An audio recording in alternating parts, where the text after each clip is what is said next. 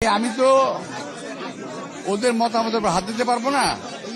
ওদের basically polling এজেন্টই ছিল না, নাই। এখন অনেক সেন্টার পোলিং দিতেই পারেনি ওরা। আর যদি ঢুকতে না পেরে থাকে আমার দোষ তো না, আমি এখন আসছি।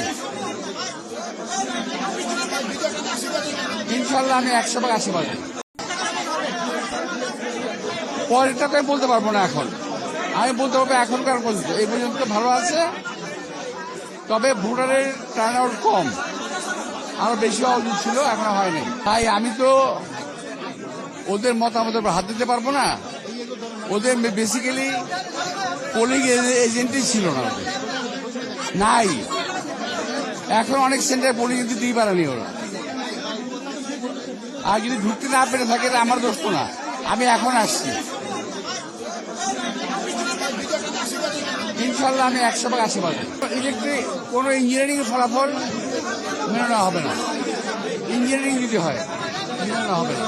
ভোট কারচুপি এবং ইঞ্জিনিয়ারিং সমস্যা বরাবর আশঙ্কা করছি, এখনো করছি।